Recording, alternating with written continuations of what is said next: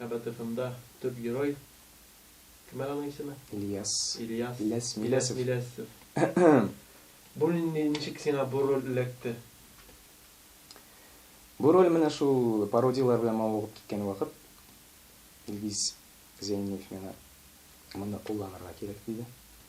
Бу инде Илгиз шундый идея бар ди, ул черновой вариант кына язып алып дигән ул пьесаны.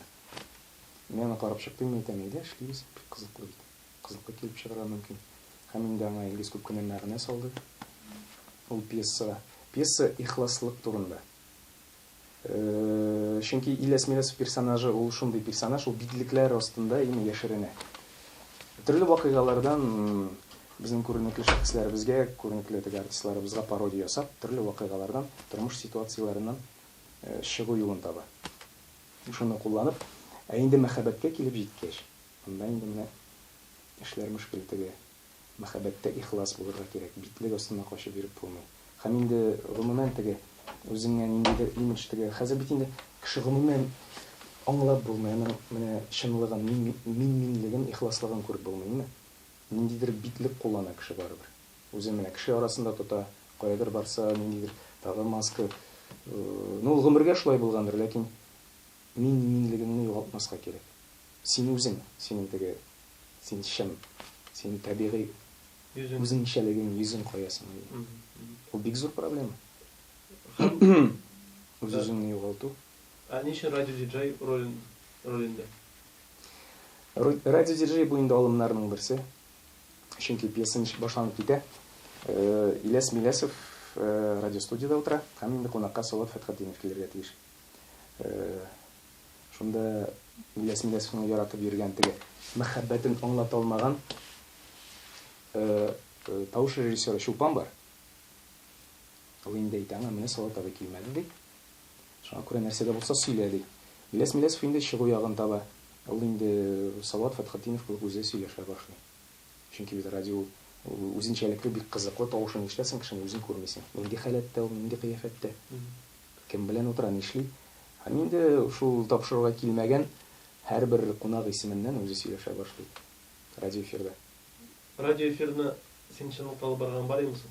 Син үзеңне бик табигый һәм шунда радио-диджейлар кебек үзеңне тоттың?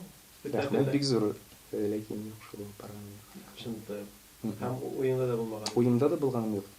Президентларны күрсәтү, тавышларын ишеттертү, пародия ясау ул битәл тотага хас әйбер түгел иде. Хәтта ки без уйлыйдык, безнең президентлар андый пародиягә хас шәхесләр түгел дип тә уйлаучылар бар иде.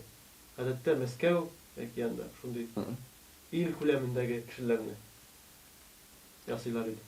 Мин пародияны Минтимер Шариповичка беренче пародиям булды. Теге профессиональ дәрәҗәсендә пародия. Минтимер Шариповичка эшләгән. Минтимер Шарипович бу пародияны үзе күрде. Һәм инде мин бу пародияны беренче тапкыр Салават Фәтхетдиновның 50 яшьлек юбилеенда эшләгән идем. Миннән соң Минтимер Шарипович сәхнәгә чыгып, әле миннән дә артык торып, үзе теге бик озак итеп көлдерде халыкны. Шуңа күрә Минтимер Шарипович бик яратып карады. Миңа теге шелтә белдерүче булмады ул хакта.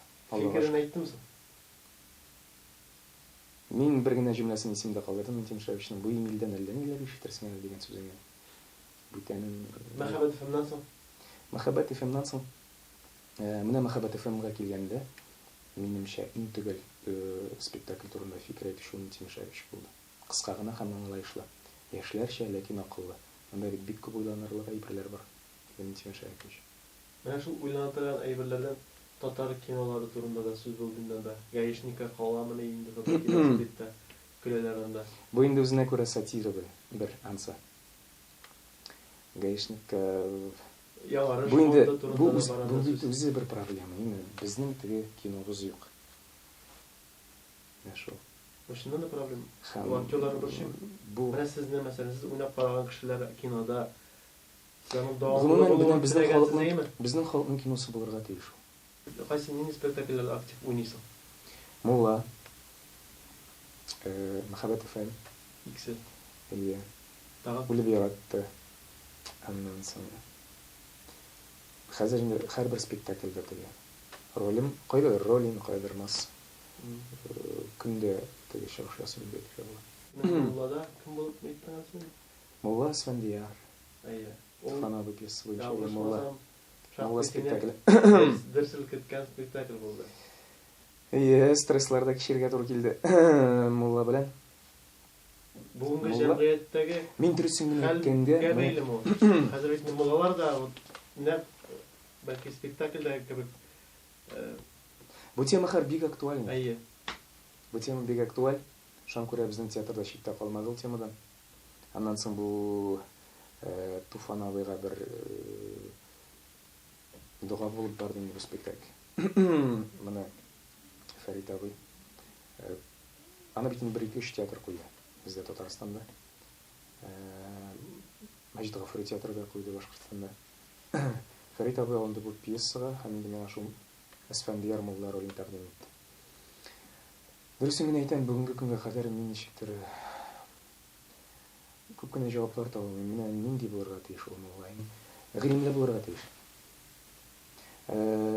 Ул бөтен өлкәдә дә белеп бетермәсә дә өйрәнергә тиеш бөтен өлкәне. Чөнки ул халык белән име барыбер. Халык белән эшләү.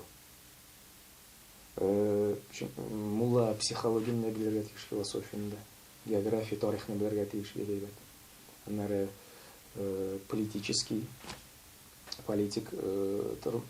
тормышында белергә тиеш бүгенге көндә генә түгел гомумән. Шуңа күрә минемчә бүгенге көндә мөселманнар бик гыйлемле булырга тиеш. Актив катнашырга тиеш һәрбер өлкәдә дә, димме? Сәнгатьтә дә шулай.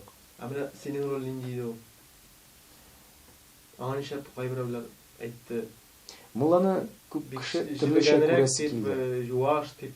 Иә, алай дип язып чыккан кешеләр дә бар. Җибегән юаш дип. Ләкин мин үземнең режиссерыма ышанам. Фәрит абыга, мин үземнең укытучыма. Ул миңа әйтте, Эмиль, бер кемдә тыңлам, менә шулай булырга тиеш диде. Һәм әлбәттә шулай. Мин режиссерыма ышанам, режиссерга күренә, режиссер ул актерның күзгесе.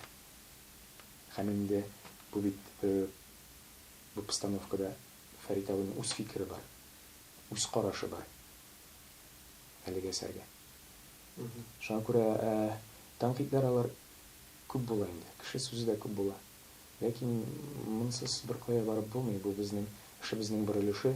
Ләкин монда муллада көрәш бара. Ничек әле беренче чиратта ул курка башлаганчы үзен югалтмаска.